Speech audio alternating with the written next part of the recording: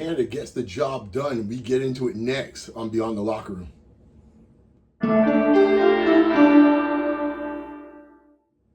What a day it was. Canada gets the 1-0 victory over South Africa. Canada made the knockout stage, and now they're in the round of 16. They'll play either Morocco or the Netherlands. It's been an amazing ride so far for Canada and for Canadian soccer and for the country to see what the guys have been able to get done with a ton of obstacles in front of them. Kone getting hurt in the first game. Davies still on the mend and coming back, late in the game yesterday. I mean, Bombito not really 100%, and then getting the start for the game against South Africa. It's been something to behold. Really love what the guys are doing. Proud of how the team is performing, and who knows, man? Who knows where this ride goes? So we can jump into it, and we can kind of break it down. A few different topics in a row. So I'm going to start with the way they actually approached the game today. Very different than Switzerland. I thought they were on. I think they were trying to. They were using the press at first. It gave some opportunities for South Africa, who's a very quick team, loves the counter, and you got to be careful because if you try to attack them too much, you will get stung. And they had a few moments there in the first 10 minutes where there were some dicey plays, some balls got almost behind some guys, but they were able to recover, which was great to see. But then afterwards, I think after the first hydration break, the commentators made this point too. They definitely dialed it back after that and started saying, okay, we'll let you come to us. And at that point there, the possession, they started kind of creeping and taking more of the possession. But, the chances started coming, and that one by Cornelius with a header. Eustáquio, we'll get to him in a second, who, on the side note, I thought he was the best player for Canada all game, so it was appropriate in my mind that he got the game winner. But that cross he made, beautiful. No one had Cornelius. Actually, two guys were free. I think it's him. I want to say that O'Shea or Bombito right beside him. So they missed that whole cover, South Africa. And Cornelius, man, we got to work on the headers, dude. You missed a few in the last couple of games. You got to get on this, man. Get in the practice, man. Get in the training. Get on top of that ball, man. There's a weak response, and you're just sitting there going like, ugh. These opportunities ain't going to come that often with South Africa. They're a very defensive-minded unit. If you get a chance like that, man, you got to make them pay. Few moments later, maybe about 5-10 minutes later, I mean, another cross that causes from Eustáquio causes a whole heap of issues. Bombito gets his head and gives an amazing header. I swore he had it. All of a sudden, the backline defender for South Africa, I remember who it was, just sticks the leg out the last second to keep it out the goal. I mean, I still can't believe how that didn't go in. They had 3 cracks at it. You can't have one. He drills it right by the goaltender. He sticks his arm out. Cornelius was in there. He swiped at it. It was an unbelievable moment with the flurries. And you're sitting there going, are you kidding me? What's going on? Second half comes now. South Africa, I thought, kind of pushed a little bit more at the beginning of the second half. They seemed to make some adjustments a little bit too. Putting some subs in there, and they seemed to kind of figure and get their footing for a bit. But then I think a key play in the game that kind of turned the momentum back to Canada was the pass down to, I believe it was O'Shea. He had the chance, make great save by the goalkeeper, but then the rebound's coming out, a fat juicy rebound. I don't know what happened. I still gotta look back at that replay because I'm not sure how homeboy from South Africa beat Jonathan David to that ball. But Jonathan David, I think, has to realize, man, we are not playing this case, like some type of schoolyard ball, man. You gotta start making decisions quicker. You got to be on these balls faster. Yeah, a point in the box in the second half where he's there fooling around with the ball right outside the box, trying to dipsy-do with it, and he gets the ball taken out of him as he's about to kick it. Like, dude, control the ball, quick decision. Get it out the way. Which, by the way, that's what Stefan Eustáquio did for the winner. There's no time to wait around. And I don't know, Jonathan David with the processing, what's going on? He's just kind of Mr. Cool out here. Anyways, we'll see what happens with him next game. But the moment came. Well, about 20 minutes left to go, 15 minutes left to go in the game. The big man arrives. He starts warming up. The crowd starts noticing it. The crowd starts going crazy. Davies enters the fray. They played him on the left side, as a striker essentially, up front, which I kind of like that look for him actually. And he was immediately, I think on the first touch, he creates an opportunity where it goes to David. David kind of does a little flick back right there for, I think it's promised David had a shot. Just misses it wide. I'm like, just like that. And you can see how all of a sudden South Africa's defense had to start shading towards him on that left side. They'd move Schaffenberg to the right. And then afterwards, you see the next one where he made that sweet move. But really, I think he's pretty much the only Canadian player who can make this play, where he beats the guy on the wing, cuts it back into the box, and does a little outside heel tap. They just slides it right through the two defenders and right on Jonathan Davis' foot. He gets a crack at it as well too. Great save by the goalkeeper. It was a short side shot, but it was on target shot, which is my thing. When I'm watching these games, whoever the team is, especially Canada, I want to see how many shots you have on target. I don't want to see you have a bunch of shots and it's like 20 shots and like 2 is on target. That don't do anything for me. But the shots on target is what I'm looking at. The possession is a big thing too, but I was never concerned about the possession as most people were at halftime, because a lot of South Africa's possession was, they holding the ball up. And by the way, on a side note, man, refs, man, you got to be on, like, for the most part, it's been pretty clean, but you got to be on these goalkeepers, man, when they're sitting out here, having a picnic before, a goal kick. You can't have them out there just fooling around for minutes on hand. I mean, it was ridiculous what South Africa was doing, just taking the air out the ball. Referee didn't even give them a warning. Because the rule is now pretty much, my boy and I were talking about it yesterday. The rule is now, it's like, you do this after a while, the other team's going to get a corner kick.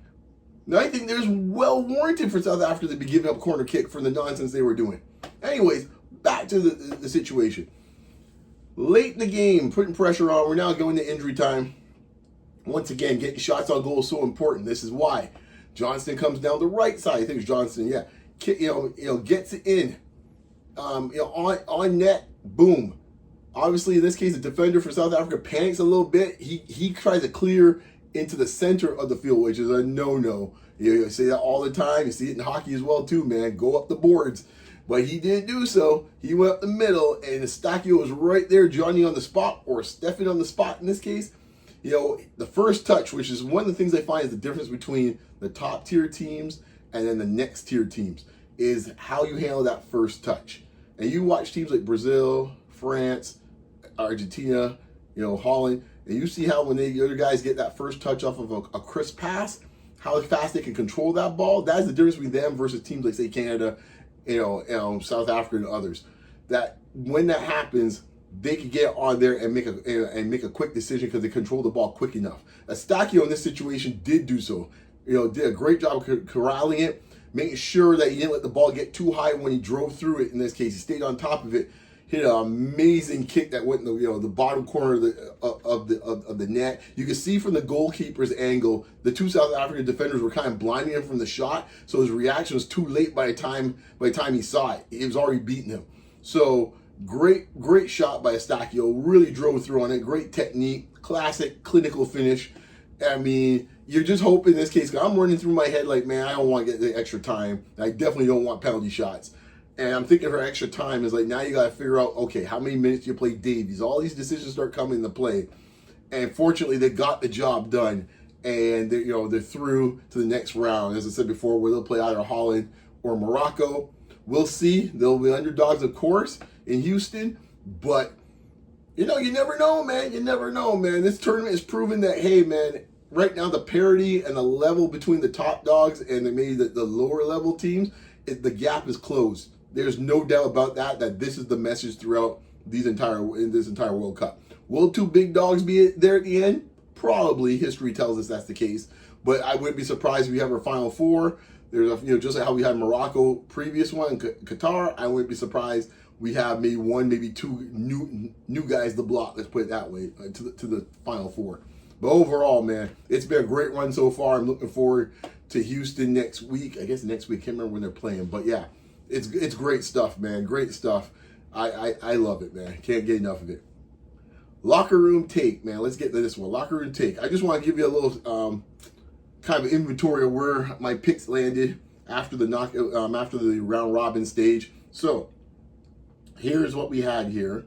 The winners here. Let's see here. Mexico, South Africa in Group A.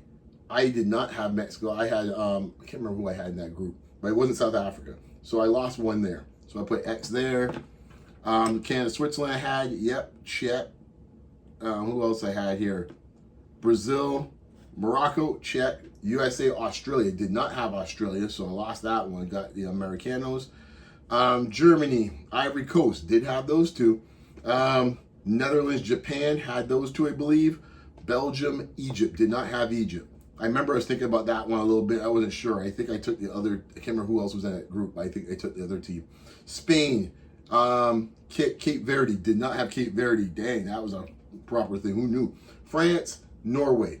Had France. Don't think I had, I think I had Norway? I think so. Argentina, Austria, yes.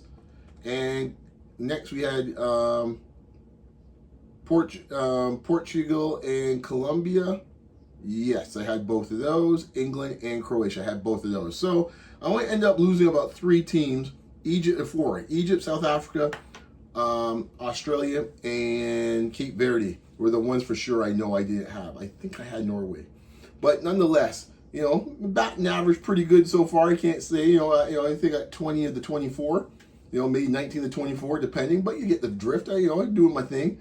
And one of the themes that's come out of this so far is one thing I'm keeping track of as well too, is that the African nations, the rise of Africa. We saw it there with Morocco making the Final Four last time in Qatar. Here's what we have right now. As we just do a quick count here, let me see how many African nations so far we have. We have that got to the next round, knockout. 1, 2, 3, 4. 4 or the automatic bids, and then afterwards coming through after those 4, yeah. So I have 4, yeah. And after that, the third place qualifiers, we have Algeria 5, Congo 6, Ghana 7, Senegal 8. So 8 teams going into the final 32. Obviously, you do some quick math. Give them a 25% shot of an African nation being at the finals. We shall see what's going to happen. But yeah, it's been fascinating to see how the rise of the African nations. They're not taking any cover for anybody now. They're playing right into people's faces. And I think that standard was set immediately in some of the early matchups with, Ivory Coast and Germany, I believe, and Morocco and Brazil. So, hey, man, lots of great stuff happening. Buckle down on Thursday, folks, if you're in the Toronto area. Portugal's coming to town. The great man's coming to town. CR7. That's going to be a zoo on Thursday night in Toronto against Croatia. Woo, can't wait. Anyways, guys, you know where to find me as always, man. You can find me on Facebook, Instagram, X, and Blue Sky. And as always, you can find me right here on YouTube. Like, comment, share, and subscribe. It's always for free. Thanks again for all the support, guys. We'll talk soon. Be safe. Keep it locked. Peace.